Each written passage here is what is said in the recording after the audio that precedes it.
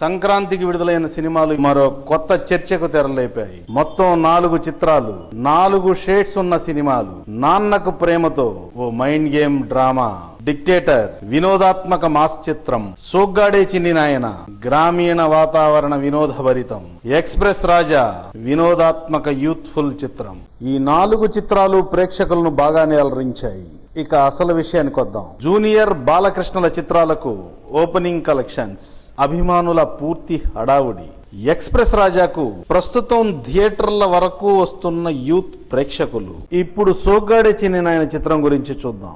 నాగార్జున హీరోగా నటించిన మనం చిత్రం 2014 మేలో విడుదలైంది. ఆ తర్వాత సోగ్గాడే చిన్ని నాయన ఈ సంక్రాంతికి విడుదలైంది. ఈ చిత్రానికి ఖర్చు కూడా తక్కువే. ఆర్టిస్టులు కూడా రమ్యకృష్ణ, లావణ్య త్రిపాఠి, నాగబాబు, నాజర్ మినహా అందరూ చిన్న నటులే. దర్శకుడి పరంగా చూస్తే కళ్యాణ్ కృష్ణ కూడా తొలి పరిచయమే. ఈ చిత్రానికి ఎలాంటి హంగులు ఆర్భాటాలు లేవు. మొదటి వారం 450 థియేటర్లలో ఈ చిత్రాన్ని విడుదల చేశారు. రెండవ వారం 150 థియేటర్లు పెంచి వాటిని 600 చేశారు. అయినా కలెక్షన్లు తగ్గలేదు. థియేటర్లు పెంచినా దానికి తగ్గట్లు చూసే ప్రేక్షకులు కూడా పెరుగుతున్నారు. ఎందుకిలా? సినీ రంగంలోనే కాదు, ఇతర హీరోల అభిమానులలో కూడా ఓ చర్చ మొదలైంది ఈ చిత్రం గురించి. విశ్లేషించి చూస్తే ఈ చిత్రంతో పాటు వచ్చిన 2 పెద్ద చిత్రాలు హై ఎక్స్పెక్టేషన్స్ తో వచ్చి అవి రీచ్ కావడంలో తడబడడం.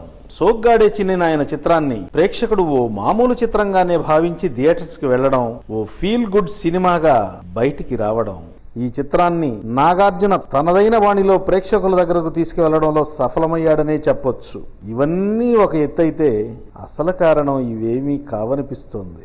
నాగార్జున గత 2 సంవత్సరాలుగా మా టీవీలో టెలికాస్ట్ అవుతున్న మీలో ఎవరు కోటీశ్వరుడు ప్రోగ్రాంతో ప్రతి ఇంటికి దగ్గరయ్యాడనిపిస్తోంది. హాట్ చైర్ లో కూర్చున్న ప్రతి వ్యక్తి నాగార్జునను మీ గ్లామర్ రహస్యం ఏంటని అడుగుతూ ఉన్నారు. నాగార్జున కూడా నవ్వుతూనే టీవీ వీక్షకులను తనకు దగ్గరగా చేసుకోవడంలో సఫలమవుతూ వచ్చాడు ఆ ప్రోగ్రాం ద్వారా. టీవీ వీక్షకులు ప్రతిరోజు నాగార్జునతో కనెక్ట్ అయి ఉండడంతో ఈ చిత్రానికి ఇంత భారీ హైప్ క్రియేట్ అయి ఉండవచ్చు. ఎన్నో చిత్రాలకు ఈ ప్రోగ్రాం ద్వారా ప్రమోషన్ ఇచ్చిన నాగార్జున తన చిత్రానికి కూడా ఈ ప్రోగ్రాం ద్వారానే ప్రేక్షకులకు దగ్గర కాగలిగాడు, సినిమాను కనెక్ట్ చేయగలిగాడు. నాగార్జున నటించిన ఇంతకు ముందు చిత్రాల కన్నా కూడా భారీ కలెక్షన్లు రాబట్టుకోవడం వెనక ఉన్న సీక్రెట్ ఇదే అనిపిస్తోంది. మిగతా హీరోలు కూడా ఓసారి ఆలోచించుకోవాలి. చిన్న తెరని తక్కువ చేసి చూడొద్దు. వీలైతే మీరు కూడా చిన్న తెరపై మెరవండి, పెద్ద తెరను శాసించండి.